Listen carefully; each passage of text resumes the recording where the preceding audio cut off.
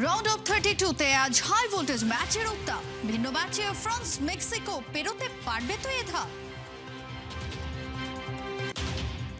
নেইমারদের নিয়ে ব্রাজিলে রোটে গেছে বাংলাদেশিদের পাগলামের খবর। এবার হেক্সা জয়ের উদযাপনে ওদের নজর।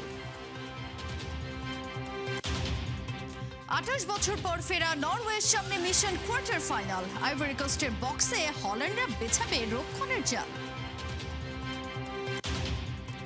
মাত্র আড়াই দিনেই হারারে টেস্টে পরাজয় বাংলাদেশের। 25 বছর পর জিম্বাবুয়ের বিপক্ষে ইনিংস হয় টাইগারদের।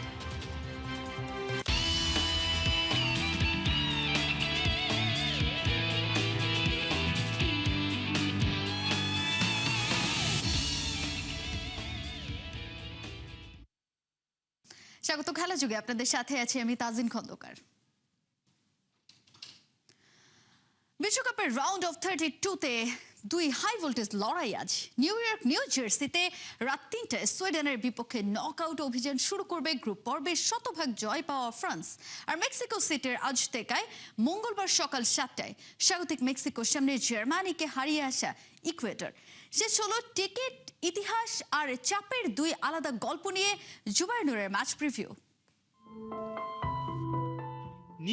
নিউ জার্সির যে স্টেডিয়ামে 19 জুলাই লেখা হবে বিশ্বকাপের শেষ অধ্যায়, সেখানেই এবার প্রথম নকআউট পরীক্ষা দিতে নামছে ফ্রান্স। অর্থাৎ ফাইনালের মঞ্চে ফ্রান্সের প্রথম প্রশ্নপত্র সুইডেন, আর একই দিনে আজ থেকে মেক্সিকোর সামনে ইকুয়েডর। একদিকে স্বাগতিকের স্বপ্ন, অন্যদিকে জার্মানিকে হারিয়ে আসা দলের বুক ভরা সাহস। ফ্রান্সের গল্পটা এবারের বিশ্বকাপে এখন পর্যন্ত নিখুঁত। গ্রুপ আইতে সেনেগাল, ইরাক, নরওয়ে 3 ম্যাচেই জয়, 10 গোল, হজম মাত্র 2টি। 1998 সালের পর প্রথমবার বড় কোনো টুর্নামেন্টের গ্রুপ পর্বে সব ম্যাচ জিতেছে লেব ব্লুরা। কাকতালীয় হলেও ফরাসিদের জন্য তথ্যটা বেশ আশাব্যঞ্জক, কারণ সেবার অধিনায়ক দিদিয়ে দেশম বিশ্বকাপ তুলেছিলেন, আর এবার কোচ হিসাবে বিদায়ের আগে আরেকটি সোনালী সমাপ্তির খোঁজে দিদিয়ে দেশম। ফরাসি আক্রমণ এখন এক তারকার আলো নয়, পুরো আতশবাজির রাত। এমবাপ্পে ও দেম্বেলে দুজনেরই 4টি করে গোল, সঙ্গে মাইকেল ওলিসে, ডিজিরে 2। এই আক্রমণ বল পেলে শুধু পাস খোঁজে না, প্রতিপক্ষের রক্ষণে ফাঁক দেখলেই সেটাকে গোলের রাস্তা বানিয়ে ফেলে। তবে সুইডেনের গল্প একেবারে নিরীহ নয়। গ্রুপে তৃতীয় হয়ে উঠেছে ঠিকই, কিন্তু করেছে 7 গোল। রক্ষণে ফাটল আছে, কিন্তু আক্রমণে বিষও আছে। Alexander Isak, Victor ইয়োকেরেস, Anthony Elanga, এই 3 জনের গতি আর সরাসরি ফুটবল ফ্রান্সের হাইলাইনের পেছনে বিপদের ঘন্টা বাজাতেই পারে। ইতিহাস অবশ্য ফ্রান্সের কাঁধে হাত রেখেই দাঁড়িয়ে আছে। সব প্রতিযোগিতা মিলিয়ে 23 দেখায় ফ্রান্সের জয় 12টি, সুইডেনের 6টি। বিশ্বকাপে দুই দলের এই প্রথম দেখা। অপটা সুপার কম্পিউটার বলছে ফ্রান্সের জয়ের সম্ভাবনা 75.1%। অন্যদিকে আজ থেকে মেক্সিকো ইকুয়েডর লড়াইয়ে আবেগের তাপ আরো বেশি। মেক্সিকো এবার শুধু স্বাগতিক নয়, গ্রুপ পর্বে নিখুঁত দল। 3 ম্যাচে 3 জয়, 6 গোল, কোনো হজম নেই। মেক্সিকো নকআউটে আগেও বহুবার এসেছে, কিন্তু এগিয়েছে মাত্র একবার, সেই 1986 সালে এই আজতেকাতেই। এবার আবার সেই মাঠ, সেই স্বপ্ন, সেই গ্যালারির আগুন। হেড টু হেডে মেক্সিকো অনেক এগিয়ে। 28 ম্যাচে 17 জয়, ইকুয়েডরের জয় মাত্র 4টি। বিশ্বকাপে একমাত্র দেখা 2002 সালে, সেবারও মেক্সিকো জিতেছিল 2-1 গোলে। তবে শেষ 3 লড়াইয়ে ড্র, আর বিশ্বকাপে দক্ষিণ আমেরিকান দলের বিপক্ষে মেক্সিকোর জয় মাত্র 1টি, সেটিও এই ইকুয়েডরের বিপক্ষেই। তাই ইতিহাস এখানে মেক্সিকোকে সাহসও দিচ্ছে, সতর্কবার্তাও শুনিয়ে দিচ্ছে। জুবায়ের নূর, 71। হেক্সা মিশনে আসা ব্রাজিলকে নাজেহাল করে ছেড়েছে এশিয়ান পাওয়ার হাউস জাপান। চোখে আঙুল দিয়ে দেখিয়েছে ব্রাজিলের ছিদ্রটা কোথায়। কিন্তু এশিয়া দলটার কপাল খারাপ, কারণ ব্রাজিলের ডাগআউটে ছিলেন master of tactician Carlo Ancelotti. পিছিয়ে পড়া ব্রাজিল দলকে জেতানোর পেছনে তার গেম প্ল্যান কাজ করলো কিভাবে? খালিদ জাবেলের রিপোর্টে বিস্তারিত। হাফ টাইমে 1-0-তে পিছিয়ে ব্রাজিল। 2006 বিশ্বকাপের পর সবচেয়ে বুড়ো স্টার্টিং 11। গড় বয়স 29 বছর, 245 দিন। মিডফিল্ড স্লো, ডিফেন্স ফাঁকা। জাপান ঠিক যেখানে চেয়েছিল ব্রাজিলকে পেয়েছিল ঠিক সেখানেই, আর ধরেছিল একেবারে ছাই দিয়ে। তারপর আনচেলত্তি হাফ টাইমে ড্রেসিং রুমে কিছু একটা বললেন। ঠিক কি বললেন জানা নেই, তবে সেকেন্ড হাফে যে ব্রাজিল মাঠে নামলো সেটা আলাদা দল। হাফ টাইমের পর পাকেতা আর নামলেন না, কারণ ইনজুরি, ফলাফল ফোর্সড সাবস্টিটিউশন। কিন্তু আনচেলত্তি লাইক ফর লাইক করলেন না, আনলেন এনরিককে। গ্যালারি উঠে দাঁড়ালো, সেটাই প্রথম সিগন্যাল সেকেন্ড হাফ অন্যরকম হবে। তাই হলো, এনরিক নিজের দিকে টেনে নিতে শুরু করলেন জাপানি ডিফেন্ডারদের, যেন সেকেন্ড ওয়ার্ল্ড ওয়ারের ফুটবল ভার্সন। ভিনি সহ বাকিরা স্পেস পেতে শুরু করলেন, আর ফাঁক পেয়ে তাক লাগাতে সময় লাগেনি বেশি। আউট অফ ফর্ম কাসেমিরো কিন্তু বেঞ্চে যাননি তখনও, যদিও ফার্স্ট হাফে হলুদ কার্ড ছিল। জাপানের গোলের কারণটাও তো তারই ব্যর্থতা। তবুও আনচেলত্তি ওকে রাখলেন এবং 56 মিনিটে ফার পোস্টে সেই হেডার সমতা। ম্যানচেস্টার ইউনাইটেডের হয়ে লাস্ট সিজনে ক্যারিয়ারের সবচেয়ে বেশি গোল করেছিলেন, সেই ছন্দটাই বিশ্বকাপে টেনে আনলেন। তারপর ব্রাজিল একটাই কাজ বারবার করতে থাকলো, ক্রস। প্রথমার্ধে 12টি ক্রস, দ্বিতীয়ার্ধে সেটা বেড়ে দাঁড়ালো 27-এ। 1966-র পর মাত্র দুটো বিশ্বকাপ ম্যাচে এর চেয়ে বেশি ক্রস করেছে ব্রাজিল। জাপানের ব্যাকলাইনকে এরিয়াল প্রেসারে ডুবিয়ে দেয়াই ছিল প্ল্যান। তেমন রেভলিউশনারি আইডিয়া না, কিন্তু কার্যকর। ফাইনাল থার্ডে পাসের 80% ছিল ব্রাজিলের, দ্বিতীয়ার্ধে আরো বেশি। জাপান ট্রানজিশনে আবার বুলসাই মারতে চেয়েছিল, কিন্তু সুযোগ পায়নি।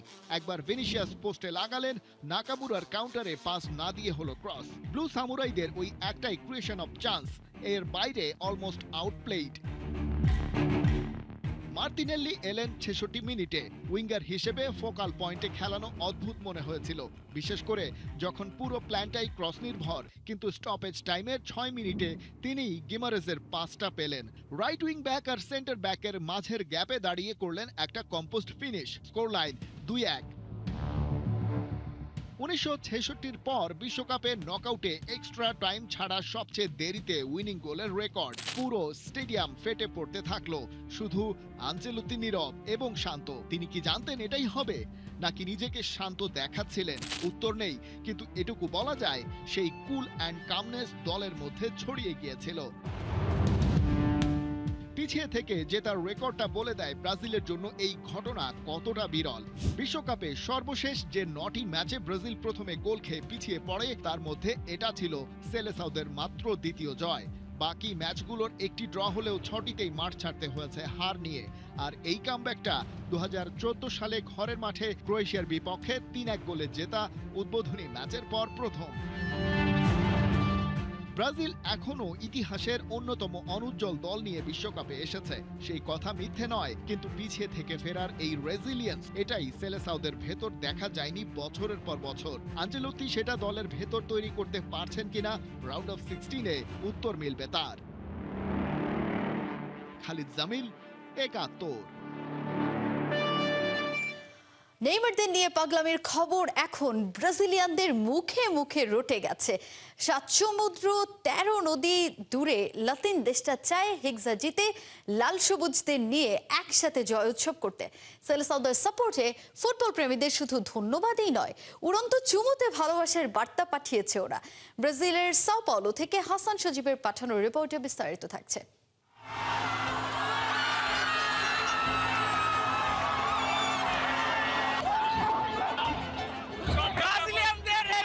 বলে দেয় এই জয়টা তাদের কতটুকু দরকার ছিল।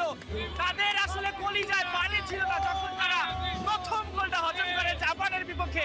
ঠিক তারপর যখন তারা কামব্যাক করলো 2-1-এ এই ম্যাচটা জিতে রাউন্ড অফ 16-এ গেল, তখন এই সাও পাওলোর এই জায়গাটা একেবারে একটা পার্টির মতো অবস্থা হয়ে গিয়েছে। আরে বাবা, আরে বাবা, সালাম আলাইকুম, সালাম আলাইকুম,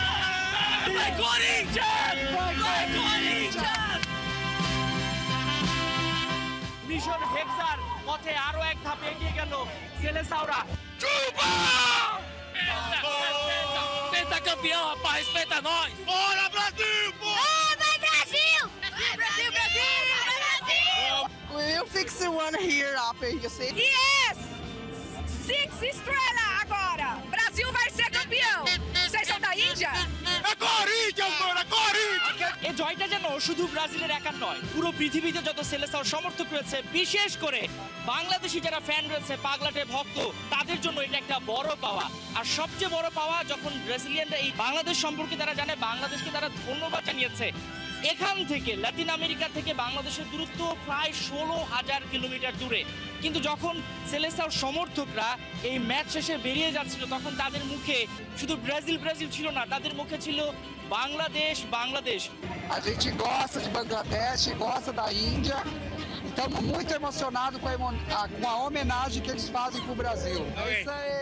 বাংলাদেশ সম্পর্কে আসলে সবাই জানে, এই বাংলাদেশের যে নামটা, বাংলাদেশের যে ফ্ল্যাগটা, শুধুমাত্র ফুটবল উন্মাদনা দিয়ে এই লাল সবুজের যে দেশটিকে, ছোট্ট এই দেশটিকে, এখান থেকে লাতিন আমেরিকা থেকে বাংলাদেশের দূরত্ব প্রায় 16,000 কিলোমিটার, কিন্তু ফুটবল, এই জার্সি, এই ফ্ল্যাগ দুই দেশকে এক করেছে। এখন ব্রাজিলিয়ানদের মুখোমুখিও Bangladesh. Bangladesh, I love you. Thank you for the torcida from Brazil. Thank you. Kisses. Bangladesh, we love you. We love you. Let's go. Support Brazil. A torcida do Brasil é gigantesca. Com mais a torcida de lá, a gente vai trazer esse ex aqui pra gente. Com certeza. Que é Brasil, porra! এখন দেখার পালা প্রত্যেকের যে উন্মাদনা, যে চাওয়া, যে ভালোবাসা, 2 যুগ 24টা বছর তাদের যে ষষ্ঠ শিরোপা, যে ষষ্ঠ বিশ্বকাপ, সেটা তারা পাচ্ছে না। এই যে রঙিন একটা পরিবেশ, এই যে কালারফুল একটা উৎসব, এই উৎসবটাকে তারা নিয়ে যেতে চায় ঠিক বিশ্বকাপের ফাইনাল পর্যন্ত। Hasan Sajid, 71, Brazil. Brasil! Bora, Brasil, bora! Brazil Japan শ্বাসরুদ্ধকর ম্যাচের পর নেইমারদের দেশে কেমন উন্মাদনা বিরাজ করছে সেসব খবর আমরা জানার চেষ্টা করব। দর্শক, আমাদের সঙ্গে আমাদের সহকর্মী হাসান সজীব ব্রাজিলের সাও পাওলো থেকে যুক্ত হচ্ছেন, আমরা তার কাছ থেকেই জানতে চাইব বাকিটা। সজীব, আপনি গতকালের ম্যাচটা দেখেছেন, ব্রাজিলের সমর্থকদের সাথে দেখেছেন এবং আপনি নিশ্চয়ই এই ভিডিওটাও আসলে সোশ্যাল মিডিয়াতে দেখেছেন যেখানে অ্যালিসন বেকার তিনি নিজে বাংলাদেশের কথা আসলে বলেছেন, বাংলাদেশকে অনেক ধন্যবাদ জানিয়েছেন। আপনি ম্যাচের আগে বলছিলেন যে সেখানে কোনো ফ্ল্যাগ দেখছেন না, উন্মাদনা দেখছেন না, কিন্তু ম্যাচের পরের চিত্রটা তো আমরা যেটা আপনার প্রতিবেদনও দেখলাম অনেকখানি ভিন্ন। এখন আসলে সেখানকার দর্শকদের প্রত্যাশাটা কতটুকু? তাজিন, আপনি শুরুতে অ্যালিসন বেকারের কথা বলেছেন, শুধুমাত্র অ্যালিসন বেকার নন, পুরো ব্রাজিলিয়ানরাই বলা চলে যে হ্যাঁ, সেটা হয়তো বা সংখ্যাটা অনেক বেশি নয়, তবে এই ফুটবল দিয়ে আমি যে জায়গাটাতে দাঁড়িয়ে আছি সাও পাওলো, এই শহরে এখন বেশিরভাগ মানুষকেই যখন আমি নিজে পরিচয় দিচ্ছি বাংলাদেশ, তখন তারা একটা কথাই বলে বারবার যে সোশ্যাল মিডিয়াতে তারা বাংলাদেশিদের যে উন্মাদনা সেটা দেখতে পেয়েছে। অর্থাৎ সোশ্যাল মিডিয়ার মাধ্যমে বাংলাদেশকে নতুন করে জানতে শুরু করেছে ব্রাজিলিয়ানরা, এবং এই যে ভালোবাসা, এই উন্মাদনা কিন্তু একদিনের নয়, কিংবা এবারের বিশ্বকাপে কিন্তু প্রথমবার নয়। সব সময় আমরা দেখতে পাই আমাদের দেশে যখন বিশ্বকাপ হয়, ব্রাজিল, আর্জেন্টিনা, বিশেষ করে দুটো লাতিন দেশকে নিয়ে সবচেয়ে বেশি কিন্তু মানুষের আবেগটা দেখা যায়। সেই যে আবেগটাকে কিন্তু এখন নতুন করে সম্মান দিতে শুরু করেছে এখানকার যারা সাধারণ মানুষ রয়েছেন তারা। আমি এবার যদি ম্যাচের ব্যাপারটা নিয়ে আপনাকে বলি, যে গতকাল যখন ম্যাচ শুরু হয় তার 1 থেকে 1.5 ঘন্টা আগেও কিন্তু সেখানে খুব একটা মানুষ আমি দেখতে পাইনি, কিন্তু যখনই ম্যাচটা শুরু হবে 15-20 মিনিটের আগে কিন্তু একেবারে হলুদে ছেয়ে যায় সাও পাওলোর ওই ফ্যান জোনটা। ঠিক ম্যাচের সময় প্রত্যেকে বেশ সিরিয়াস, কারণ এখানে সবাই খুব ব্যস্ত থাকে, ম্যাচ নিয়ে আসলে তাদের খুব একটা সময় দেওয়ার মতো সময়টা আসলে নাই, কিন্তু ম্যাচ হলেই সেই চিত্রটা ভিন্ন হয়ে যায়। এবার আমি আসি যে যেভাবে আসলে ব্রাজিল প্রথম গোলটা হজম করে জাপানের বিপক্ষে, তখন ওই জায়গার দৃশ্যটা এমন ছিল একেবারে সবাই চুপচাপ হয়ে যায়। সেটা শুধুমাত্র ওই সাও পাওলোতে নয়, পুরো পৃথিবীতে যত সেলেসার সমর্থক রয়েছে সবাই কিন্তু হতবাক হয়ে গিয়েছিল। সবার মধ্যে একটা টেনশন ঢুকে গিয়েছিল যে ব্রাজিলের আসলে কি হবে, ব্রাজিল যদি বাদ পড়ে যায় তাহলে কিন্তু বিশ্বকাপের রংটাই হারিয়ে যেতে বসেছিল। কিন্তু ব্রাজিল আর্জেন্টিনা এই দুইটা দল ঘিরেই কিন্তু আসলে পুরো বিশ্বের সমর্থকদের প্রত্যাশাটা অন্যরকম থাকে।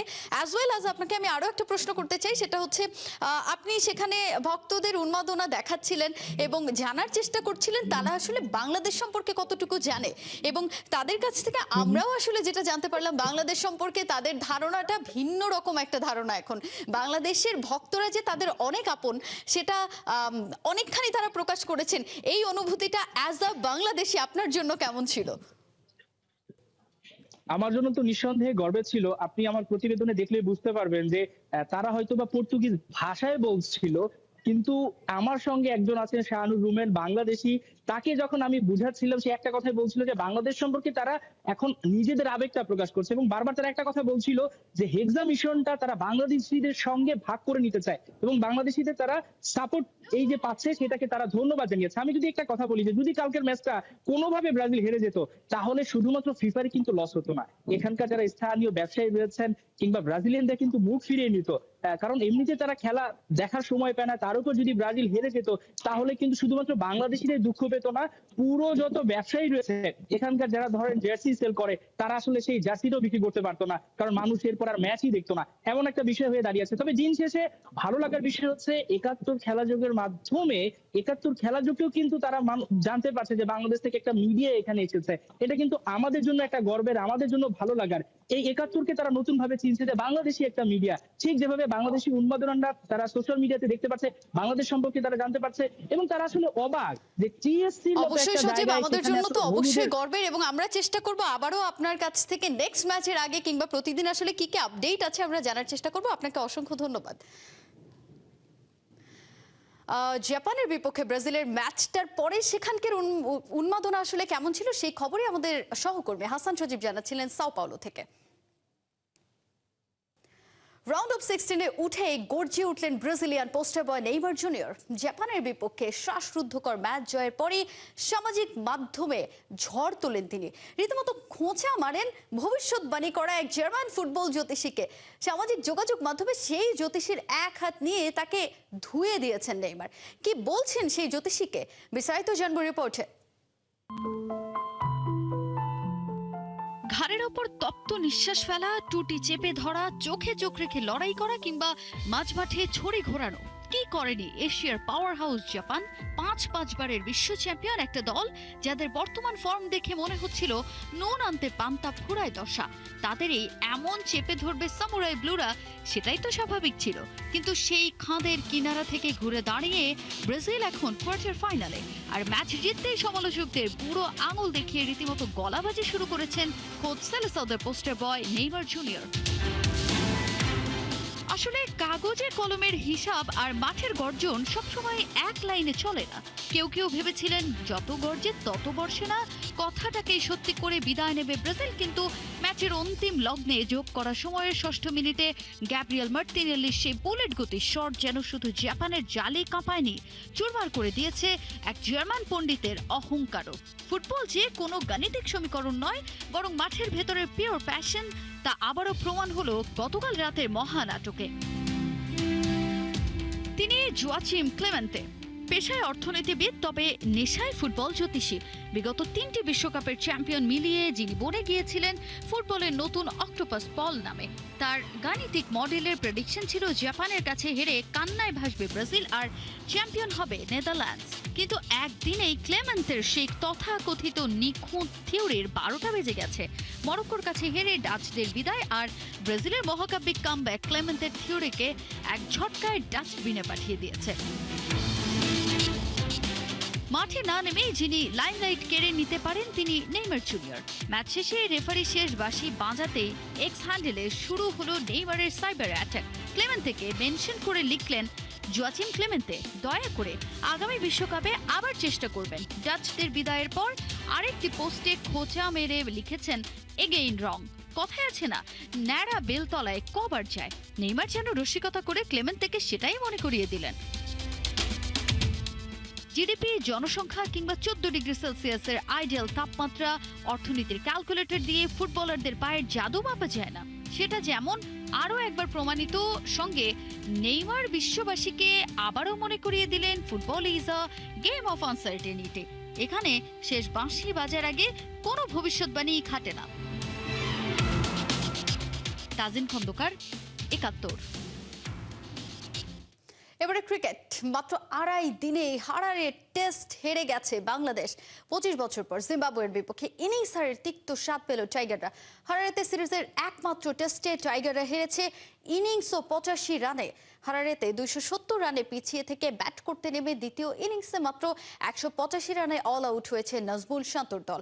দুই পেসার ব্লাসিং মুজারাবানি 4 উইকেট ও রিচার্ড এনগারভার 3 উইকেট শিকার করে মুখ থুবড়ে পড়ে টাইগাররা। সর্বোচ্চ 34 রান করেন মুশফিকুর রহিম।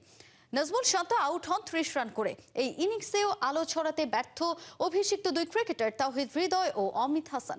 সবশেষ 2001 সালে জিম্বাবুয়ের বিপক্ষে ইনিংস ব্যবধানে হারে বাংলাদেশ।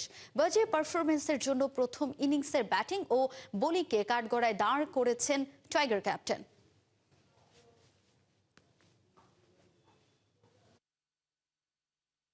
প্রথম ইনিংসের ব্যাটিংটাতে আমরা পেছনে পড়ে গেছি। প্রথম ইনিংসে খুবই ডিসঅ্যাপয়েন্টিং ছিল। আমরা পুরো ব্যাটিং ইউনিটটা ভালো ব্যাটিং করতে পারিনি। ইভেন আমার মনে হয় যে বোলিংটাও আমরা যখন করি ফার্স্ট ইনিংসে বোলিংটাও আমরা খুব ভালো যে বোলিং করছি তা না। সো ওভারঅল আমার মনে হয় ফার্স্ট ইনিংসের ব্যাটিং এবং বোলিং এর কারণে আমরা এই ম্যাচটা এত খারাপ ক্রিকেট খেলেছি। বাট আমার মনে হয় যে আমাদের যে ব্যাটিং অ্যাবিলিটি ছিল আমাদের আরো বেটার ব্যাটিং করা উচিত ছিল, যেটা আমরা করতে পারিনি। জিম্বাবুয়ে ওদের কন্ডিশন, স্বাভাবিকভাবে ওরা কন্ডিশন সম্পর্কে আমাদের থেকে বেশি জানে, সো ওরা ভালো অ্যাডজাস্ট করেছে, আমরা ভালো অ্যাডজাস্ট করতে পারিনি। এই ছিল এখনকার খেলা যুগে। সরাসরি সংবাদ আর অনুষ্ঠান দেখতে চোখ রাখুন ৭১-এর ফেসবুক পেজে এবং সাবস্ক্রাইব করুন ৭১-এর ইউটিউব চ্যানেল। থাকুন ৭১-এর সাথেই।